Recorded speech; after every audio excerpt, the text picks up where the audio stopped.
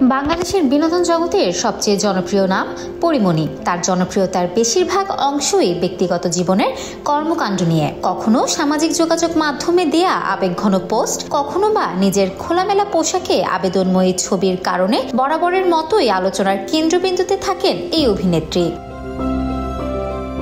সমালোচনা যেন পিছুই ছাড়েনি এই নায়িকার। একের পর এক চমকপ্রদ ঘটনায় জড়িয়েছেন বহুবার। গুঞ্জন রয়েছে পরীমনির একাধিক বিয়ে নিয়েও, তবে সকল গুঞ্জনকে মিথ্যা বলে শরীফুল রাজের সঙ্গে বিয়ের পিঁড়িতে বসেন এই নায়িকা। সেই সংসারও টেকেনি বেশি দিন।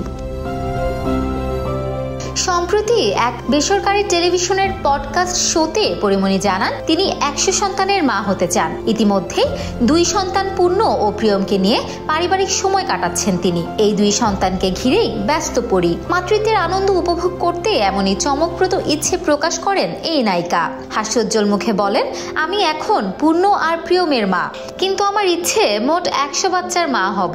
ওদের সবার যত্ন নিতে চাই, ওদের নিয়ে জীবনটা ভরে তুলতে চাই। এই পরিবর্তন কি চলমান, নাকি আবারও দেখা মিলবে পুরনো পরীর? পরীমনির পরিবারের সবচেয়ে কাছের মানুষ ছিলেন তার নানা। নিজের প্রিয় নানার স্মৃতি মনে করে আবেগে ভেসে যান তিনি। বলেন, নানার মৃত্যুবার্ষিকীতে আমি বরিশালে প্রায় 2500 মানুষের জন্য খাবারের আয়োজন করেছিলাম। পরীমনির এই বদলে যাওয়া তার সন্তানদের জন্য। পডকাস্টে পরী বলেন, এতদিন আমার কোনো সঞ্চয় ছিল না, কিন্তু এখন আমি মাসে একটা সঞ্চয় করি আমার বাচ্চাদের জন্য। আমার যদি 2 টাকাও উপার্জন হয়, সেটা যেন সন্তানরা বড় হয়ে ভোগ করতে পারে। Desk report, campus Times.